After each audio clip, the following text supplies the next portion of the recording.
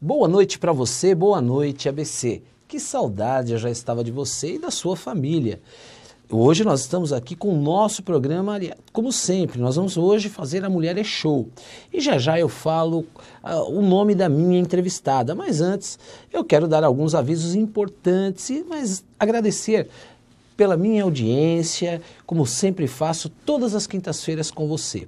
Obrigado por você estar comigo aí na sua casa. Obrigado às 7 cidades que têm me acompanhado e têm me cumprimentado a respeito do meu programa. Então eu quero agradecer a todos vocês que têm estado comigo.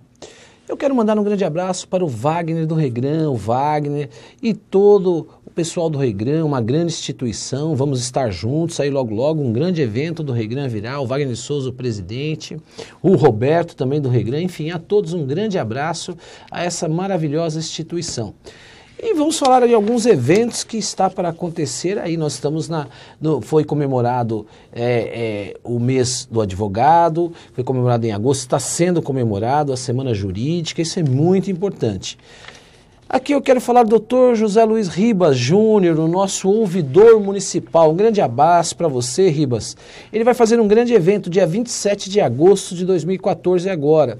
Vai ser no Anfiteatro Eleni Guariba, situado aqui na Praça Quarto Centenário, no centro aqui da cidade de Santo André, no Paço Municipal. Então vai ser no dia, comemorar 15 anos da ouvidoria da cidade de Santo André.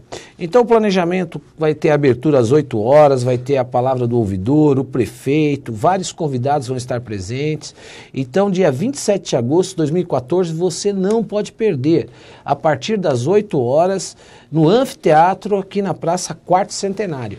Então um grande abraço à ouvidoria, ao ouvidor, ao Dr. Ribas, que vem desenvolvendo um grande trabalho.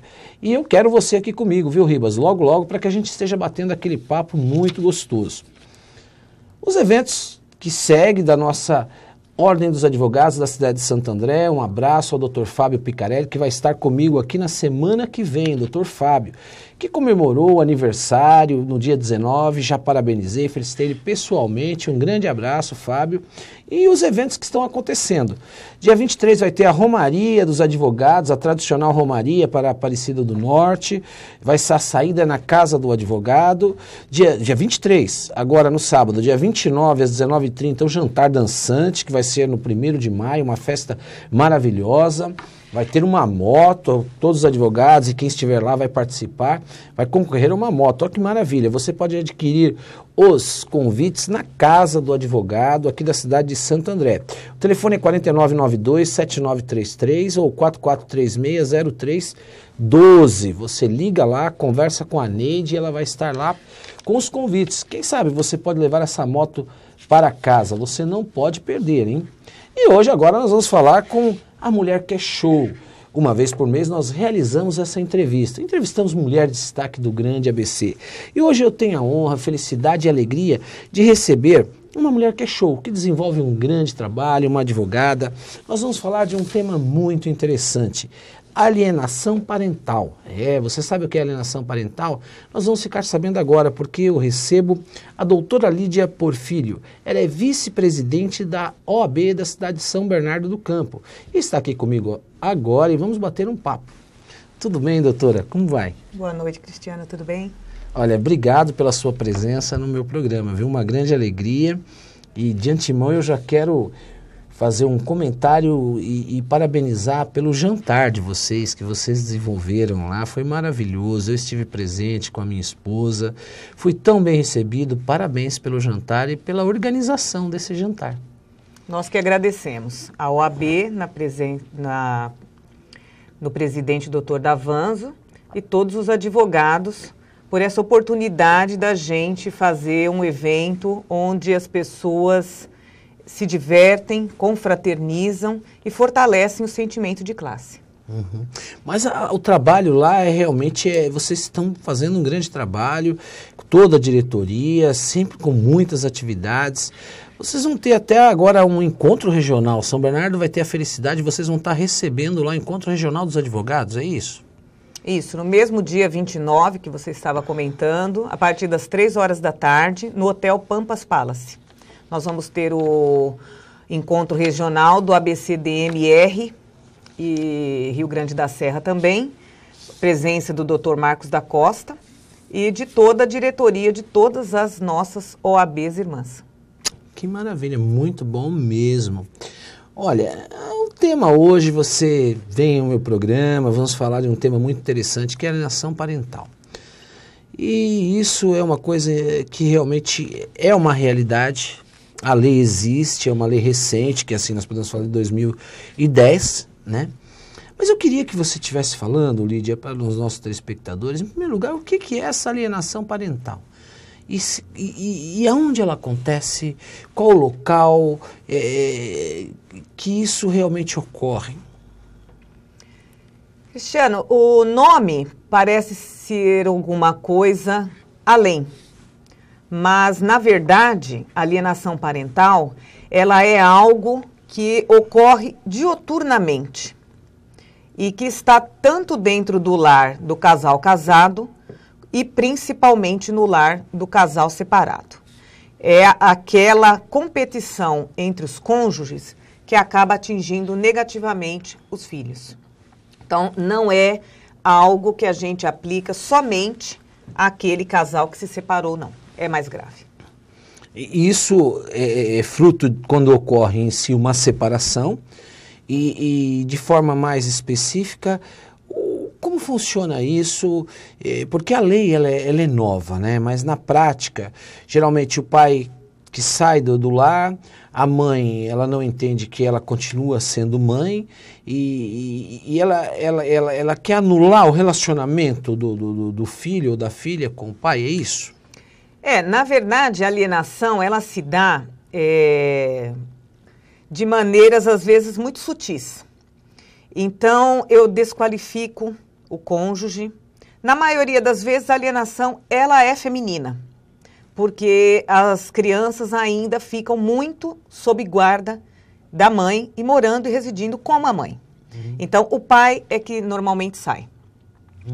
Então, é por isso que a gente normalmente se refere à alienação parental como algo praticado pelo gênero feminino, mas o contrário também ocorre.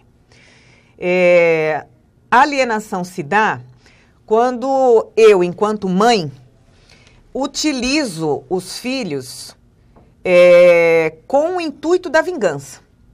Então, eu desqualifico o pai, eu tiro a autoridade dele, eu esqueço de informar a reunião da escola, eu marco alguma coisa para o mesmo dia que o pai vai visitar a criança, eu arranjo algo mais interessante para a criança do que ver o pai, mudo para longe.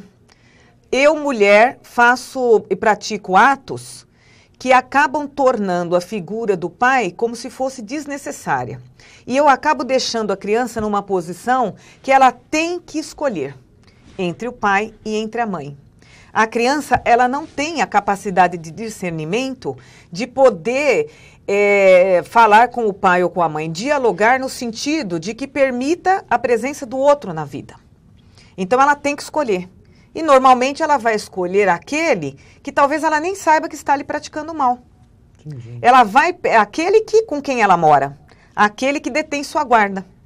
Então, ela rejeita o pai, ela acaba achando a presença do pai desnecessária, ela acaba entendendo que a presença do pai é algo que pode ser substituída quando não pode, e afasta o pai do lar, formando uma outra unidade familiar, mãe e filhos. Na maioria das vezes, não é um problema totalmente feminino. Hoje temos muitos pais que são chefes de família, mas ainda a maioria dos casos que a gente tem esse tipo de atitude, ela infelizmente é praticada por mulheres.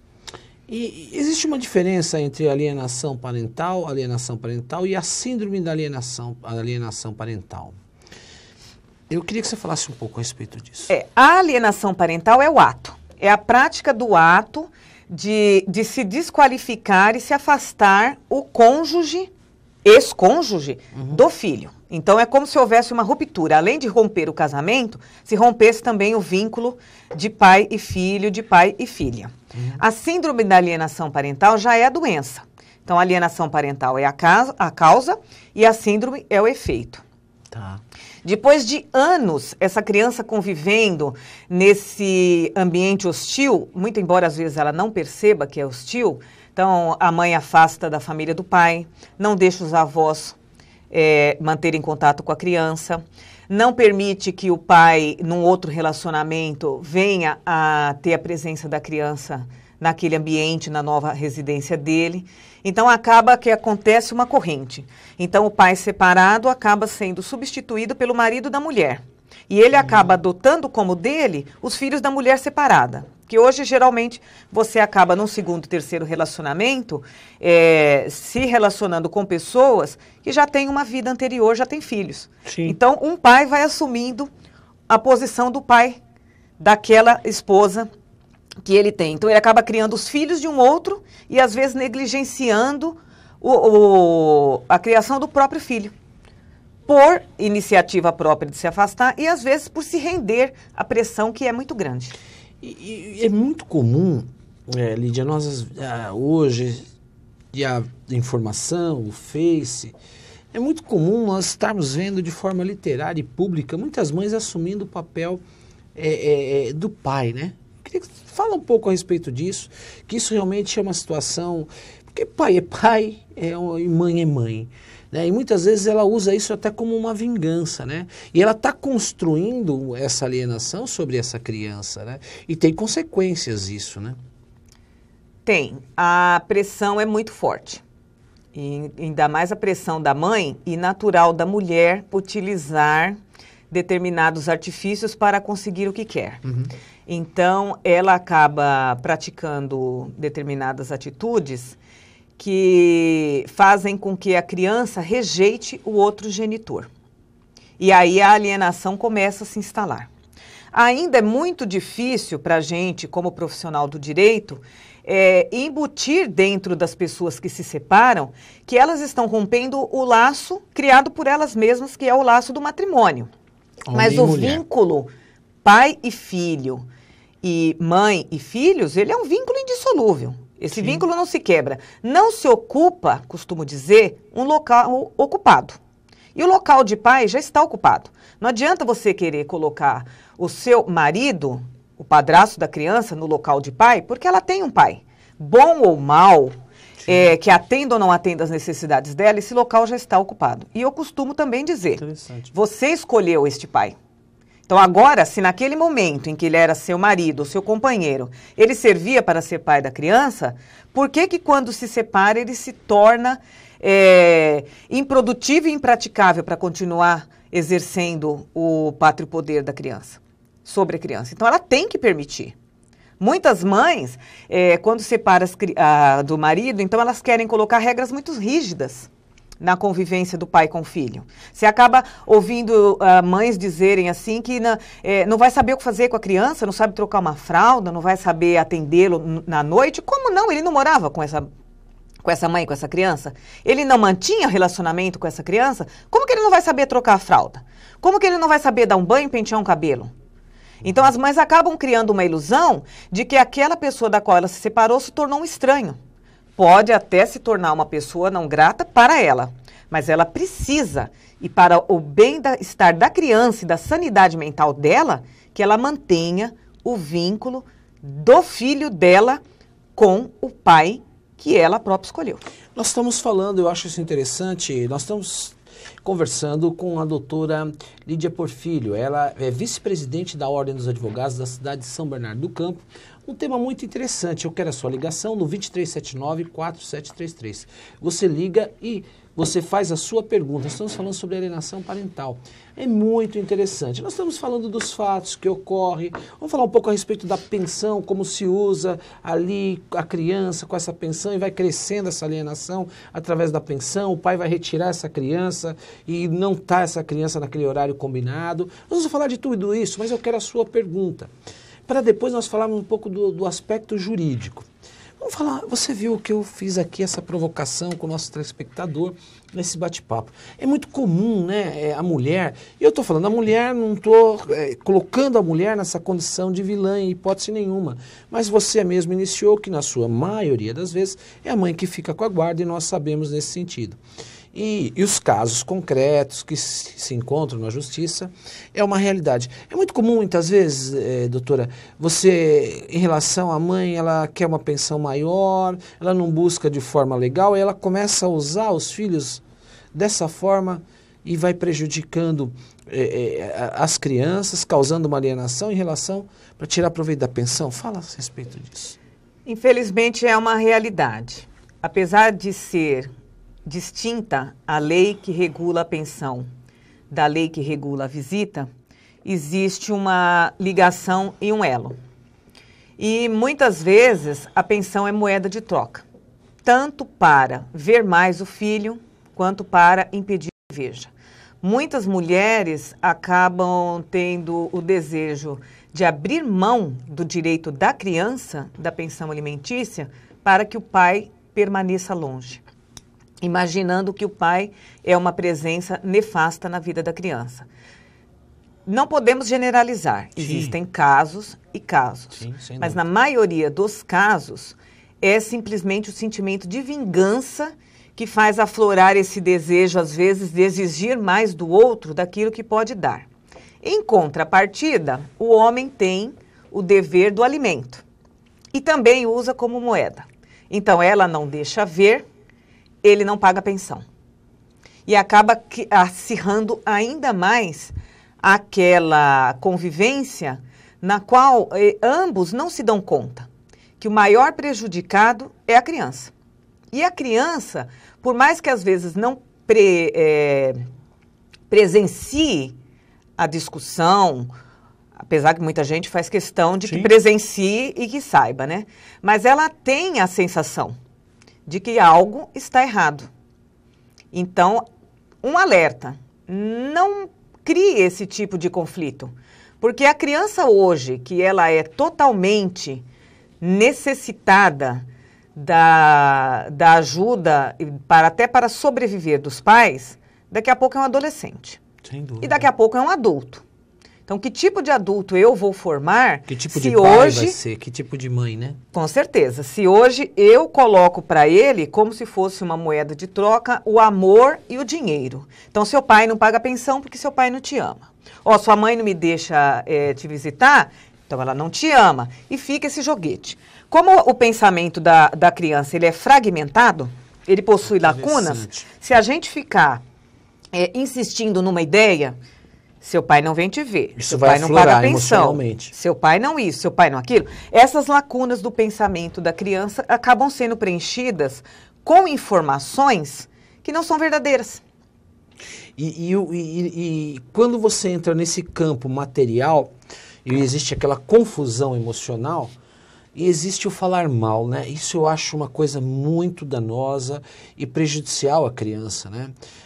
Eu acho que o momento do pai é aquele momento maravilhoso que ele tem que estar com o filho na visita, ele não tem que ficar falando mal do relacionamento, olha, sua mãe é isso, sua mãe foi aquilo. Eu acho que isso não compete, ele tem que exercer o papel de pai dando amor ao filho. E vice-versa, eu acho que a mulher, ela tem que ter esse equilíbrio também de não falar mal daquele homem que foi um relacionamento entre homem e mulher que terminou. E isso gera a chamada alienação, porque vai existindo um acúmulo emocional na alma dessa criança e vai gerar consequências danosas. Mas o que eu também quero falar com você e perguntar, nossa, você no início você já deu uma certa definição muito interessante, que mesmo pais, né, vivendo no mesmo lar, acontece alienação, não é só o separado. Fala um pouco desse pai distante ou dessa mãe distante. A alienação dentro do casamento, ela se dá pela competição hoje que existe, muito acirrada entre os cônjuges. Hoje já não temos mais aquele papel do pai provedor e da mãe que cuida da criança dentro de casa. Hoje ambos trabalham. Hoje ambos têm uma vida muito intensa.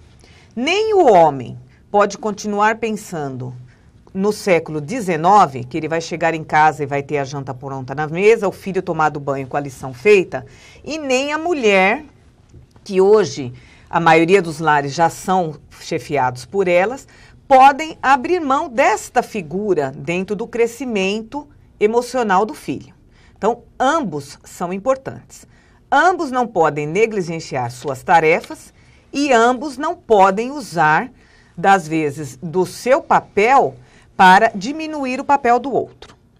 Então, eu não posso falar, mãe, mas o pai não me deixa jogar videogame. Ah, vai lá, joga lá. Seu pai não está em casa. Porque a própria criança, em uma outra situação, vai usar a mesma arma. Então, ele vai chegar no pai e vai falar, minha mãe não me deixa tomar sorvete. Ah, vem cá, vamos lá. A criança acaba entendendo, e crianças são espertas. É verdade. Então, ela sentindo qual é o jogo, ela começa a manipular os pais. Vai tirar a autoridade, né? Um tira a autoridade do outro e o filho vai tirar a autoridade dos dois. Aí depois tem que chamar a Super Nanny? Super Nanny. As casas hoje, em sua maioria, elas são, muitas vezes, sustentadas por mulheres. Mas na quase que maioria, quem manda são os filhos. Interessante. Os pais, eles colocaram os filhos em um patamar tão superior que hoje não é mais permitido frustrar a criança. Então, ela cresce sem saber limite, ela cresce sem ter noção de certo ou errado, hierarquia, respeito e autoridade. E quando eu tiro a autoridade da mulher ou do marido e a criança percebe que isso é capaz de ser feito, ela começa também a entrar no jogo.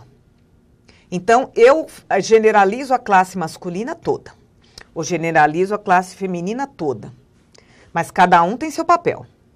E o papel do homem na relação familiar é justamente quebrar a simbiose entre mãe e filho. Mãe e filho têm uma relação que ela é de sangue. Mas o cordão é que é cortado no nascimento. E o pai, ele é o responsável em tornar esta criança apta a sobreviver sem a mãe. Então, nem a mãe, ela pode ser dispensada em determinada época da vida, principalmente nos primeiros anos, onde há essa relação quase que consanguínea ainda da criança com a mãe, e nem a mãe pode retirar a figura do pai, que é quem vai, mais na parte da adolescência, fazer essa quebra. Então, se ela retirou o pai do convívio familiar, acaba que essa simbiose ganha uma validade muito maior do que o permitido. É muito interessante você estar falando, porque muitas mães colocam o pai, tira a figura dele do pai, que é o pai, é a autoridade, também é o amor. O amor, ele se define em duas situações, amor e razão. O pai é razão e a mãe é o amor. Vamos definir assim, não que, porque o amor também ele é razão, né? O pai é o mundo, que é assim dizendo, foi o que você falou, cortou aquele cordão. Mas ela tira a figura do pai e coloca somente que o pai provedor, a obrigação dele é essa. Ele te abandonou como pai, mas ele tem a obrigação de sustentar. De te sustentar. E essa criança que é sustentada emocionalmente pela mãe, ela vai carregar situações emocionais para o resto da vida se não for corrigido. Estou certo ou estou errado? Certíssimo. Inclusive, tem uma história na natureza que ela é bem interessante, que é a família das águias. A águia choca, tem o filhote empluma, está pronto para voar. A águia não ensina o filhote a voar. Quem ensina é o macho. E é empurrando para fora do ninho. A hora que o filhote está apto, o pai simplesmente o empurra. É a mesma coisa na vida, na natureza humana. A mãe tem medo da água e o pai ensina a nadar. A mãe tem medo da bicicleta, do skate, do patins. O pai põe em cima e empurra. Primeiro com a rodinha, depois vai sozinho. No meu caso, particular, bacana isso, eu isso mesmo. morro de medo de água. Eu não entro na água parada ou no mar até o joelho. Se meu filho sabe nadar, foi por influência do pai. Porque leva para o mar e entra com ele no mar e nada com ele. Se ele dependesse de mim, ele estava brincando na beira da areia. É a figura do pai mesmo, do homem, né? Você dá a direção, você dá aquele apoio. com raras exceções, não estou aqui para definir com clareza, geralmente é o homem que ensina, o pai, né, que ensina o menino a andar de bicicleta. É interessante, uma definição muito... Porque eu ensinei meu filho a andar de bicicleta, né? Então é interessante isso que você está falando. Aliás, ilustrou muito bem essa figura da águia, né, daquela plumagem. Muito interessante. Lídia, olha, esse bate-papo está muito gostoso. Mas essa alienação, ela pode existir também por parte dos avós? Queria que você falasse um pouco a respeito disso, porque muitas vezes é muito comum o pai ele levar na visita para a casa dos avós, né? E pode haver essa alienação. Eu queria que você falasse a respeito disso e vice-versa também, né? Que geralmente isso causa um transtorno muito sério. Fala a respeito disso. O caso dos avós, a alienação ela pode se dar tanto do casal casado como do casal separado. Porque ainda existe muito o fantasma da sogra. Muitas pessoas ainda, a mãe, principalmente a mãe, por ser muito superprotetora, ela ainda compete muito com a mulher com a qual o filho resolveu formar uma outra família. Uhum. E muitas vezes essa avó ou esse avô tenta desqualificar essa mulher atual ou a mulher que é mãe do neto, desqualifica. E também o contrário. Muitas pessoas, quando praticam alienação parental, elas não centram somente no cônjuge que não está mais presente, mas também toda a família dele. Então, a criança não conhece direito o pai, ela não conhece a avó paterna, ela não conhece o avô paterno, ela não conhece os primos. Porque a mãe, geralmente, pratica essa lavagem cerebral. Ao passo que, muitas vezes, como você até falou, o pai, ele quer fazer a visita, muitas vezes a criança não está ali para ser entregue, ele acaba levando para a casa da mãe, e no caminho ele já vai lá descendo a lenha na ex-mulher, que é a mãe da criança, muitas vezes leva para a casa do pai. E muitas queixas são essas, que leva para a casa dos pais e larga com os pais. Não convive com a criança.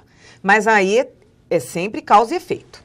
Aquele pai que ele é mantido na função de pai, com quem a criança dorme 1, 2 vezes por semana.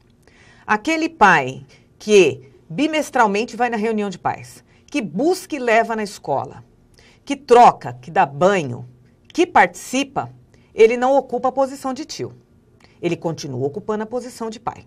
E se a mulher deixa que o pai exerça a função dele, e se o pai deixa que a mulher exerça a função dela, porque são funções diferentes, apesar de que o sustento, ele tem se tornado sustento conjunto. Mas a função de mãe existe para a educação e formação do caráter, e a função de pai existe para a formação e educação. Bacana. Então, se cada um permitir que o outro faça o seu e cumpra o seu papel, eu não vou perder a minha autoridade. E também não é pai que educa e mãe que educa, é o casal. Não são avós que educam. Não se pode delegar o que é uma função sua. Muito interessante. Quem educa é a mãe e quem educa é o pai. Eu não posso pegar minha mãe e meu pai para educar meus filhos e negligenciar a existência de um pai, um avô e uma avó paternos. Todos fazem parte da criação dessa pessoa. E todos devem colaborar para que esta criança cresça no ambiente mais saudável possível. Senão, depois eu crio um adulto com grande probabilidade de ceder ao alcoolismo, às drogas, pessoas incapazes de formar um vínculo de relacionamento saudável, pessoas incapazes de criar os próprios filhos. Aí eu vou me perguntar onde foi que eu errei. E muitas vezes eu errei ali no pé, na base. Nós vamos continuar com esse assunto, está muito gostoso, bate-papo super interessante. Eu vou chamar um pequeno break. Eu quero você comigo, que bate-papo gostoso nesse programa Mulher é Show. Eu estou conversando com essa mulher que é show, profissional competente, vice-presidente da OAB da cidade de São Bernardo do Campo, doutora Lídia Porfírio. Voltamos já já, não saia daí.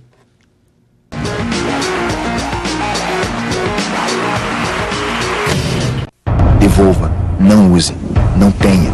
Tire uma arma do futuro do Brasil.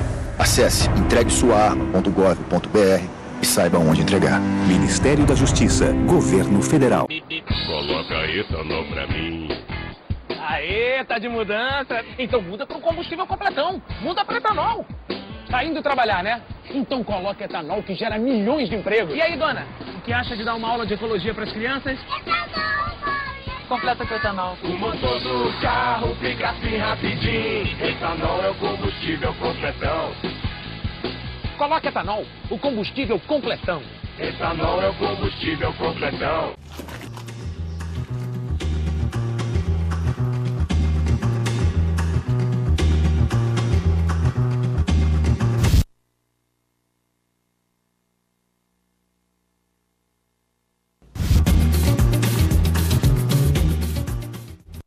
Sou Maria Paula do Movimento Gota d'Água e quero deixar o mundo melhor para as próximas gerações. Eu assinei pela Lei do Desmatamento Zero. Sou a Maria Paula, atriz, escritora e mãe. Pelo futuro deles, eu assinei. E você? Escrever o próprio nome é uma conquista. Faz de você uma pessoa vitoriosa. É ele que você assina, que confere na lista de aprovados. O nome mostra quem é você, como é conhecido, reconhecido. Seu nome garante o direito a uma identidade. Sem nome, sem documento, é como se você não existisse. Certidão de nascimento. Este é o primeiro presente que você pode dar a quem acaba de chegar ao mundo. O registro é simples, fácil, de graça e essencial para a vida inteira. CNJ, compromisso com a Justiça do Brasil.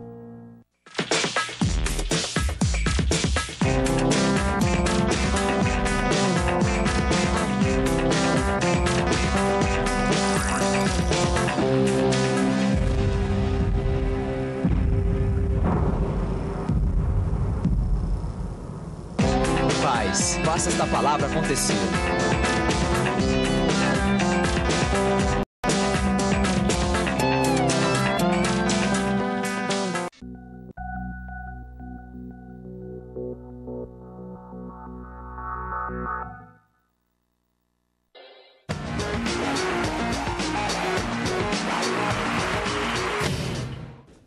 Obrigado porque você não saiu daí comigo da telinha.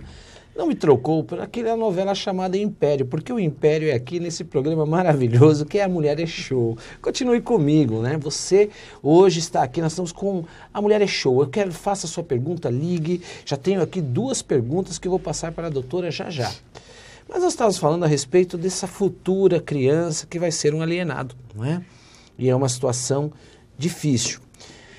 Mas eu queria te perguntar pontos interessantes a respeito da seguinte questão. Nós não podemos também aqui falar a respeito que eu quero até elogiar a madrasta e o padrasto, não é verdade? Porque nem sempre se pode falar que aconteceu alguma coisa, olha, ele está em má companhia, nem é sempre isso, né? Em má companhia, não é? Sim, eu sou madrasta. Meu enteado faz agora 15 anos e posso até afirmar, uma relação com ele melhor do que a do que o pai. Que maravilha, do que o pai isso tem. Aí. Então, existem certos estigmas vindos aí dos contos de fadas que colocam a madrasta numa posição de alguém que vai lhe fazer mal.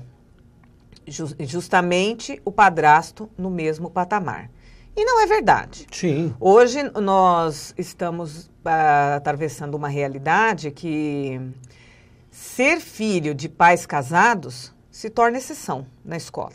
É verdade. A maioria das crianças ou tem ambos os pais já casados com outras pessoas, ou pelo menos um deles, e ambos com outros irmãos. Então, as crianças hoje, elas têm a possibilidade de agregar a convivência com uma madrasta ou com um padrasto, que não podemos generalizar se será bom ou se será ruim. O que não podemos confundir é a figura da madrasta com a mãe e nem do padrasto com o pai. Muito interessante isso. Cada um tem o seu papel. Cada um tem o seu papel. Quem vai educar é o pai. Quem vai educar é a mãe. Logicamente que muitas vezes a criança acaba estando mais na companhia do padrasto ou da madrasta do que com seus próprios pais. Por isso que já vem num crescente a tendência do judiciário de dar a guarda compartilhada. É isso que eu ia falar. Fala sobre a questão da A guarda compartilhada precisa ser possível, primeiramente. Então, as pessoas precisam se entender. Se não entendimento. Se não entender, o juiz já vai ter a noção de que ali ele não pode instalar a guarda compartilhada, porque as pessoas precisam falar a mesma língua. Porque eu não posso dizer, você vai levantar, tomar seu café, fazer sua lição e ir para a escola. E aí eu chego na casa do pai, ele levanta meio-dia, vai para a escola, fica na internet ou no computador até meia-noite. Então, em cada casa ter uma realidade. É lógico que cada casa vai ter sua realidade. Mas eu preciso trabalhar de forma a que, mesmo estando na realidade do pai, ou mesmo estando na realidade da mãe, a minha educação segue um caminho só. E isso é muito importante manter. Mesmo tendo a figura do padrasto, ele não pode suplantar a figura do pai. E mesmo existindo a madrasta, não é ela que vai educar. Quem vai educar são os pais. Lógico que existem casos em que temos pais e mães numa ausência total e que acaba, por força, delegando à madrasta ou o padrasto o dever da educação. Mas se eu estou num relacionamento em que exista um pai e uma mãe de uma determinada criança, eu sei que incumbe a este pai e a esta mãe a educação dela. Então, eu tenho que permitir, eu que tenho a guarda, seja pai ou seja mãe, que o outro que não more com a criança exerça a sua autoridade. Sim. Porque não adianta querer que o pai de fim de semana, quinzenal, vá brigar, vá educar, vá corrigir, se ele só tem 48 horas com seu filho.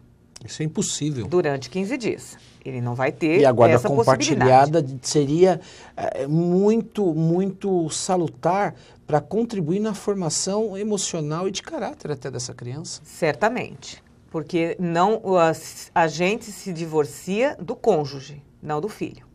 Exatamente. Então, precisa continuar mantendo esta ligação, mesmo em casas separadas. É lógico que o tomar um sorvete, dormir até mais tarde, tomar banho de piscina com o nariz escorrendo, todas são coisas pontuais, mas que não podem ser usadas para denegrir ou tornar perniciosa a presença do outro. Então, muitas mães falam, a criança chega segunda-feira da visita com cabelo embaraçado, sem tomar banho, muitas vezes até com a mesma roupa. Tem que haver uma integração desse casal. Porque se esse pai, ele for mantido na função de pai e ele tiver essa criança na presença dele mais a miúde, não vai acontecer esse tipo de coisa. Mas se é um pai de quinzena, ele vai deixar a criança dormir até tarde, virar à noite no computador, só comer fast food. Comer doce. Porque ele não tem tempo para educar. E aí eu vou perder as poucas horas que eu tenho na sua companhia para me indispor com você? É até injusto, né? Ele não tem como naquele tempo ele chegar e, olha, isso deve ser feito assim, assim, mesmo porque ele já vem com um ensinamento de lá, né? Então isso realmente é um choque de ensinamento, né? Agora, doutora, o que eu te pergunto, Lídia, é o seguinte: a lei é uma lei nova, em 2010, assim nós podemos dizer, e nós sabemos da questão do judiciário. Como que está o nosso judiciário? E o que eu te pergunto, é uma ação específica que o pai, quando perceber esse tipo de coisa, como um exemplo clássico da lei, a mãe muda de endereço, não informa o endereço, ele vai retirar a criança lá, olha, a criança tem que ser retirada às 8 horas da manhã, aí a criança não está lá, olha, está na avó, está dormindo, ele não prepara a criança, isso vai... Aí ele falou, olha, vem amanhã. Ele falou, poxa, mas eu vim buscar a criança. Não, vem 2 horas da tarde. Ele pode ingressar com essa ação nesse caso? Fala um pouco disso e o que é necessário, se é necessário para que o juiz, você que é uma advogada experiente, muito capacitada e milita na área de família, se é necessário, quais as provas reunir essas provas e se é necessário fazer um laudo psicossocial nesse caso? O que é mais necessário é o bom senso. Porque se pensarmos em termos de uma criação de um filho, até quando eu terei capacidade de exercer o meu pátrio poder sobre ele. E se formos imaginar o tempo que um processo demanda, quando o processo terminar, meu filho já saiu de casa. É verdade. Então, as coisas precisam ser resolvidas para ontem. Por isso que a gente tenta, dentro de cada escritório de advocacia, muitas vezes fazer o papel do juiz e tentar compor. Porque naquele pouco tempo de uma audiência, não há como o juiz filtrar o que está acontecendo. Porque a alienação parental, na maioria das vezes, ela não é escrachada. Ela é velada. E não é possível que a pessoa que se sinta alienado da vida do filho consiga provar. Mas se ele está, ou ela, ultrapassando essa fronteira entre deixar de ser pai ou mãe para se tornar tio ou tia, e necessita entrar com um processo, é uma ação própria. E ele precisa fazer a prova de que isso está ocorrendo. Nem sempre é tão fácil. Mas já tivemos uma vitória de um tribunal que o pai perdeu o pátrio poder. A mãe deu a criança em guarda, ficou com direito de visita, e de tanto que ele e a família dele denegria a imagem da mãe, ele foi punido com a perda do pátrio poder dessa criança. Puxa, interessante. Uma criança que ele tinha guarda. Tinha guarda. Tinha guarda, mas mesmo assim, todo e qualquer momento ou possibilidade, ele usava para denegrir a imagem do cônjuge. E ele foi punido severamente, da mãe nesse caso. Normalmente é o contrário, é o homem que se sente refém dessa situação. Então, ele pode lavrar um boletim de ocorrência? Ele pode. Ele pode tentar reunir provas desse tipo de coisa? Ele pode.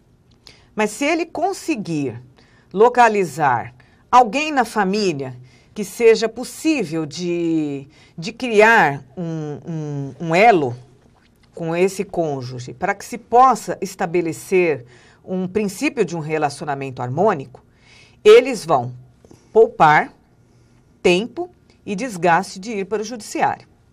Por quê? Eu vou ingressar com processo de alienação parental. Ele vai demandar tempo, ele demanda perícias. Vai existir a perícia social, feita pelo assistente social, e a perícia psicológica, feita pelo psicólogo. Essas perícias, no mínimo que se pode pensar, demorará 1 ano para ocorrer. E vai ser 1 ano na qual essa criança vai ser doutrinada a entender que o outro cônjuge que com ela não mora não é benéfico para o seu crescimento. Mas, atenção, na perícia, isso é possível identificar. Se chegar numa perícia, é possível que ambos os profissionais, eles acabem, através dos laudos médicos e psicológicos, verificando a ocorrência da alienação no pensamento fragmentado da criança. Porque ela vai conseguir, ela ou ele profissional, identificar o que é do pensamento da criança e o que foi inserido naquelas lacunas. A criança diz isso através, não verbalmente, mas através de desenhos, através de brincadeiras, através do lúdico, ela dá essa informação. Mas até aí, o mal já está instalado. E mesmo que o juiz tente compor, muitas vezes a criança é tirada do seio daquela família por uma denúncia, muitas vezes grave, uma denúncia de maus tratos, uma denúncia de ameaça de morte, uma denúncia de contato sexual com um parceiro ou a parceira do novo cônjuge, e coisas que não são verdadeiras. Mas esses males, eles se instalam de uma forma que, com o tempo, muitas vezes o pai ou a mãe não consegue provar.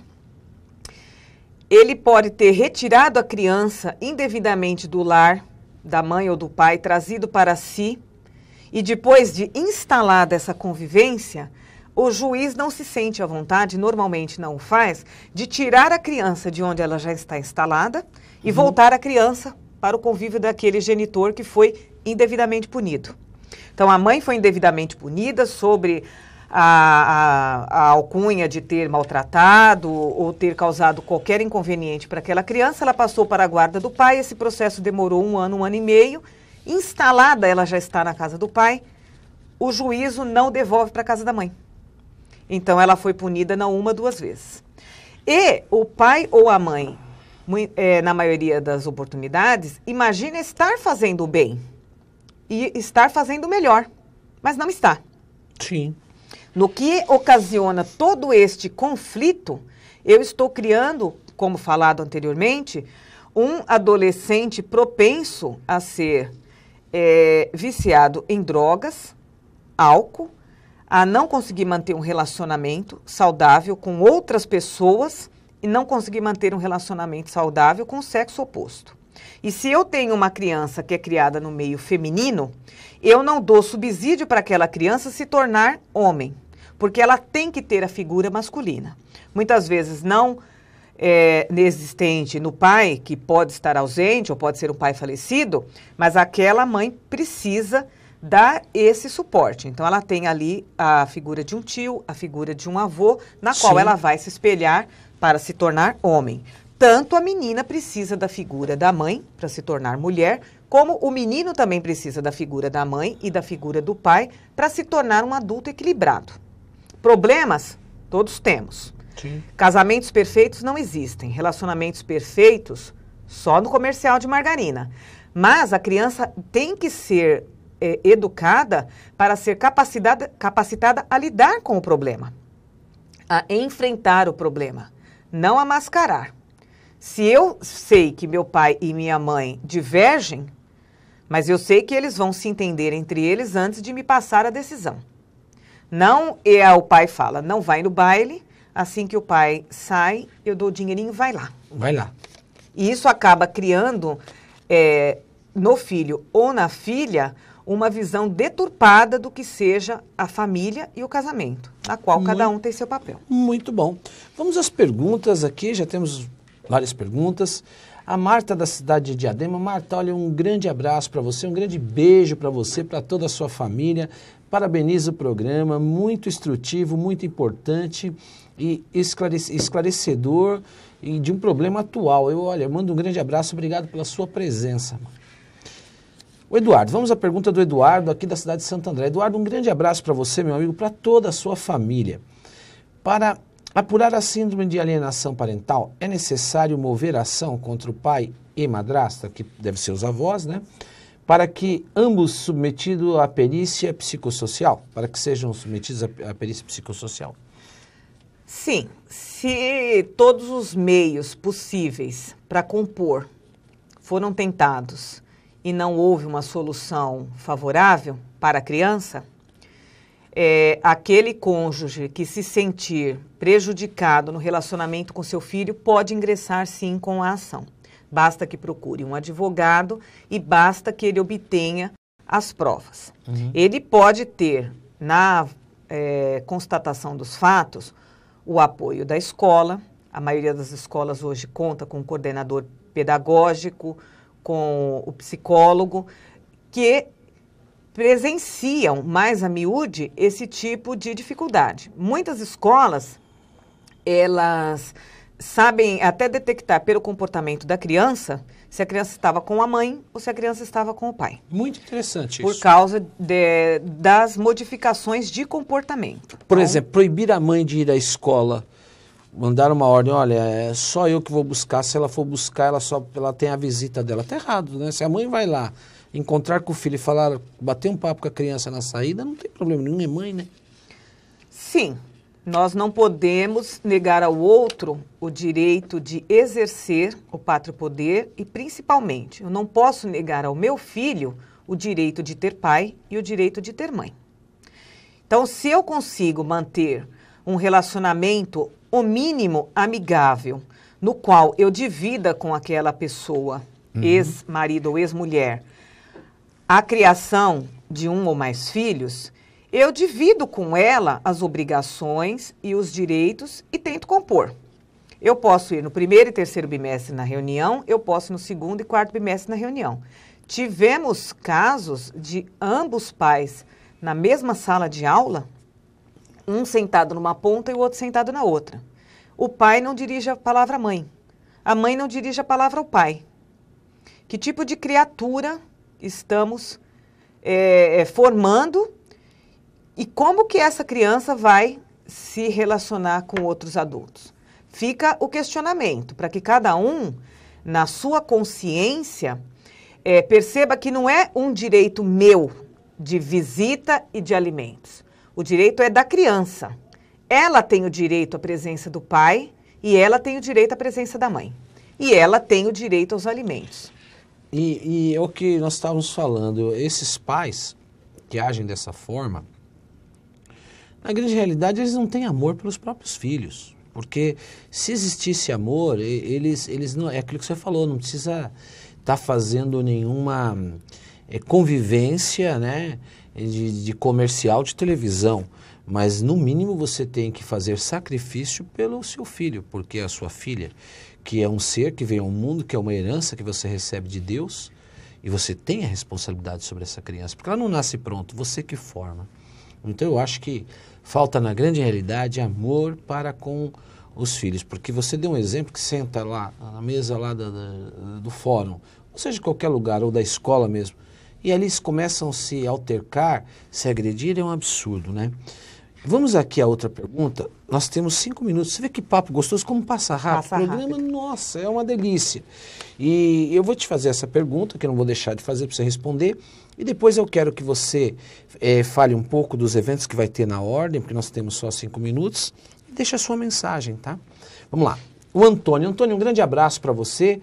São Caetano do Sul, obrigado, São Caetano, que sempre está comigo. Ele pergunta, o filho ou a mãe pode mover uma ação contra o pai, mesmo ele dando tudo financeiramente, escola, bens materiais, mas estando ausente fisicamente e emocionalmente? O filho e a mãe pode? Tanto o filho quanto a mãe e quanto o pai e qualquer cidadão pode mover um processo contra o outro. O que se precisa verificar isso no foro íntimo de cada um é o que ganho e o que eu vou agregar na vida do meu filho movendo um processo. Pode ser que eu não ganhe nada além da minha satisfação pessoal. Eu não diria até que seria falta de amor. Eu diria que seria excesso de orgulho e de outras facetas da personalidade, que às vezes a gente acaba utilizando meios não muito ortodoxos para conseguir um gosto pessoal de satisfação na vingança. Então, às vezes eu amo meu filho, mas eu quero cutucar o outro, eu o uso para atingir a mãe ou atingir ao pai, porque normalmente a mãe e o pai, eles são figuras muito importantes na vida daquela criança, e a criança na vida daquelas pessoas. Um bom motivo para eu atingir. Então, processo podem ser movidos a qualquer momento. Mas muitos advogados, eles acabam durante a carreira conseguindo reunir condições de tentar compor aquela família e melhorar o relacionamento. Então, às vezes você tem um advogado de confiança, um advogado que você sinta uma empatia com ele, que você pode levar um problema dessa natureza, né, para que ele tente compor. Mas primeiro eu tenho que me despir do orgulho, da vaidade, do rancor, para que seja possível se instalar qualquer diálogo entre os pais. Lídia, chegamos ao final. Quero que você deixe sua mensagem. Fale aí do evento que vai ter da Ordem de São Bernardo, né? Você tem 1 minuto. 1 minuto. Pessoal, a OAB é uma entidade muito próxima. É uma entidade que frequenta o seu lar e o seu dia a dia. Hoje todo mundo tem o seu advogado. Utilize dessa pessoa para tentar compor um conflito.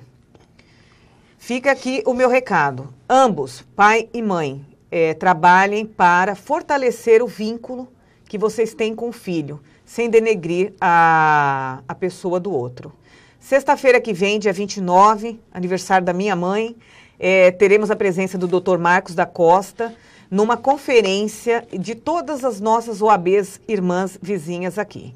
Dia 23, agora, segunda-feira, 11 horas da manhã, São Paulo vai inaugurar a nova sede da OAB numa grande festa às 11 horas, estão todos convidados. Todas as OABs, Santo André, São Caetano, Mauá, Diadema, todas elas, sem exceção, sempre tem palestras abertas ao público, aos estudantes, onde você pode comparecer, pode participar e levar o seu dia a dia, a sua pergunta, o seu exemplo, para engrandecer e fortificar ainda mais os relacionamentos pessoais. Tá bom. Agradeço demais a possibilidade de estar aqui e vocês têm aqui um programa maravilhoso onde vocês podem, inclusive, indicar temas que queiram ver discutidos. O Dr. Cristiano fará com certeza o maior empenho em trazer os profissionais qualificados para tal aqui. Lídia, obrigado, minha amiga. Eu que agradeço. Sua presença foi muito enriquecedora no programa e você realmente, mais uma vez, deu um show porque é uma mulher que é show. Obrigado pela sua presença. Obrigada.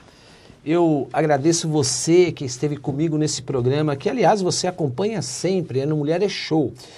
Uma vez por mês nós temos mulheres que são destaque no Grande ABC, que dão a sua grande contribuição. Não poderia ser diferente. Hoje tivemos uma mulher que é show, doutora Lídia Porfílio, vice-presidente da OAB da cidade de São Bernardo do Campo. Deixo a minha mensagem para você, como sempre faço.